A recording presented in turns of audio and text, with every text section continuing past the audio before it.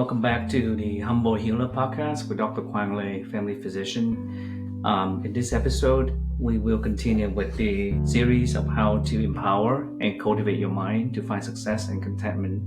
And this is part two. In the first episode, I talked about the link between our subconscious and our conscious mind and how our subconscious influence our decision making and behavior in our conscious world, and how either negative or positive thoughts and upbringing and childhood and all our life experiences affect our subconscious without us being aware. And then that in turn affects or influence how that affect our conscious behavior and attitude. So in this episode, we will attempt to explain how we can influence our subconscious in order to modify or change our unwanted behaviors such as smoking, gambling, poor sleeping habits, or sleeping hygienes, and also unwanted attitudes such as thoughts of worthlessness, hopelessness, that we will fail no matter what we do, and also unwanted beliefs such as the situations are hopeless, no kindness in this world, the world is falling apart, and so on.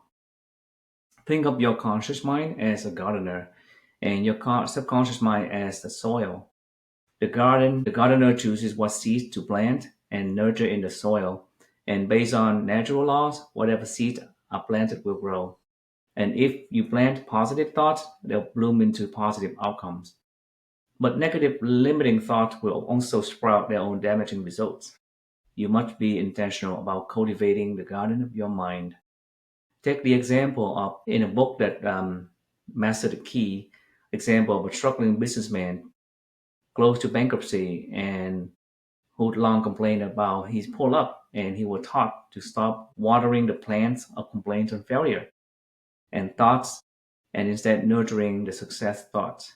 In time, he began prospering again as his thinking changed. Also, the case of a twin sister whose differing outlooks produced markedly different realities.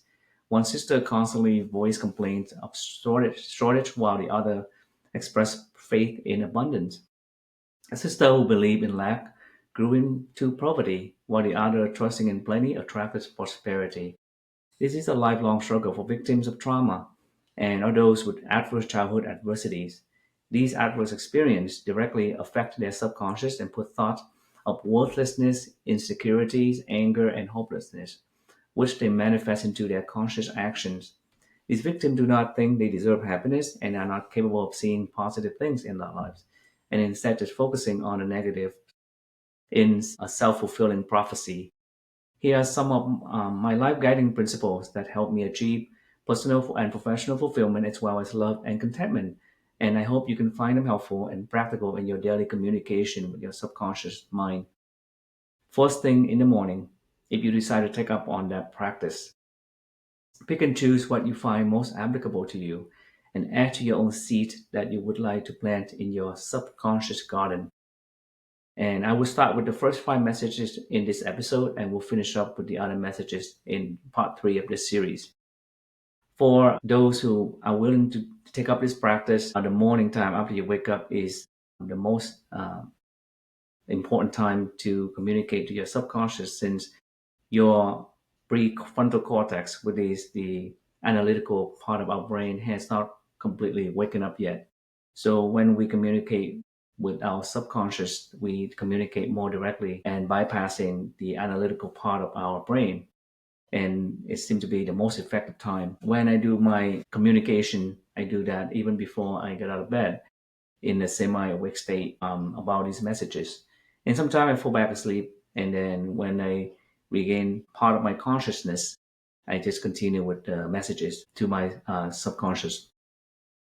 So number one, I will face with some resistance or obstacles today, and I welcome that possibility. Now, knowing that life can throw a wrench on your routine at any moment help reduce the stress and frustration that come with dealing with these minor, sometimes major life challenges.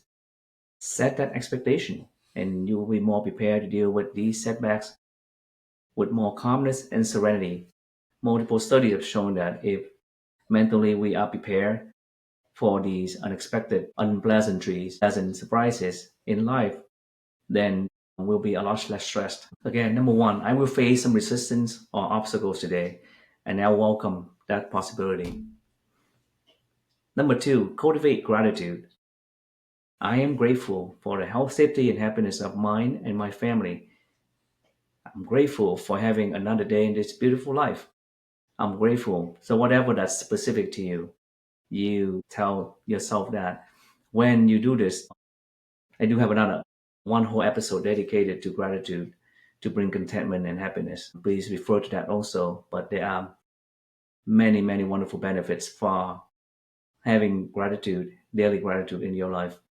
Give thanks for current blessing instead of taking them for granted. And also focusing on gratitude generates the reward hormone dopamine and directly suppresses anxiety. Work on your gratitude messages. You don't have to look so hard to find things that you can be grateful for and write them down. And you can state that, and then you can change it daily. For example, you are inspired by the beautiful sunrise in the morning. Let's say, I'm grateful to witness another sunrise through my window into my bedroom. Just observe, stay with the moment, and be grateful. Again, number two is I'm grateful for, and work on your messages of what you're grateful for. Remember that the richest man is one who rejoices in his own servings. Number three, I am not my thoughts, but I am an observer of my thoughts. In the first episode of about self-compassion, I discussed about creating a psychological space between your self-critical thoughts, I am a loser, I am worthless, I can never do anything right, and yourself as a comforter and self-supporter. As an observer of these thoughts, you can recall the example of the time you actually did something right, helped others, and felt value after your actions. Many days we encounter an obstacle or resistance, we immediately thought this day is ruined or my shift is terrible. But as an observer, we should tell ourselves that these minor or single incidents do not define how good of a day or how good of a shift that we are having. Just reset yourself and get yourself back to baseline and move on. The whole day is still ahead of you after these incidents. Don't let that define your whole day. And there will be good moments. Acknowledge the good moments. For example, at my shift, I'm grateful for all the nice encounters that I have when I walk out of the room and I gave the patient a lift. I felt better and was able to get both emotional and physical boost from that encounter. Be grateful for that and remember that. So, again, I am not my thoughts. I am an observer of my thoughts only. My thoughts do not define me. My thoughts were grounded in evolutionary fear and survival, but in the modern days, had become impractical, and these thoughts with survival and fear had become more a burden to us that we need to observe and change the way that these thoughts try to instill fear and anxiety in us. So be an observer. Number four, I have no control over most of what life brings, but I do have control over how I respond. So life is 10% of what is happening and 90% of how you react. Or better yet, respond. Responding is better than reacting because responding is more deliberate and thoughtful after removal of emotion. Response takes time, and that's okay. And the most important skill set is to figure out what in life you have to do, what in life you have or you do not have control over. Be mindful and take time with your response in order to figure out whether your action can alter the course of events. Have the quote, courage to change the things you can, serenity to accept things you cannot change, and the wisdom to tell the difference, unquote. Again, I have no control over most of what life brings, but I do have control over how I respond. Number five, I am enough just as I am, and my worth is inherent and unconditional. Set your high standards and live up to them. One that is accomplished, everything else does not matter. Ignore the noises, the opinions, the critiques, and even the accolades. People can tell you that you are the best when they're happy and the worst when they are angry. How they see you reflects how they feel at the moment, not necessarily truly how you did. Do not rely on what others think of you to define who you are and how well you do. Expect little from others, have them expect little from you, but expect highly of yourself. That's the way I want to live myself. I want to live my life. Set high standard, and that's it. Live up to them. And if not, then try harder or to reset your standard. In sport, they always make you look better when you win and worse when you lose. But in reality, the line between winning and losing can be such a small difference. So it's all about noises and ignore the noises. A lot of successful teams in the New England area, they practice that, and that's why they have won consistently over many years due to that mentality. Again, I am enough just as I am, and my worth is inherent and unconditional. You go out there, you do your best, forget the rest. So that's the last message to the subconscious for this episode.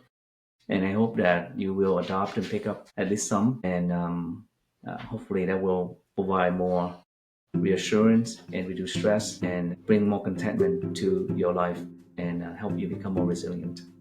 Let me know what you think. If you have any message that you communicate with your subconscious, if you have done so, and please subscribe to the channel and hit the like button and the bell notification. Thank you so much for your time.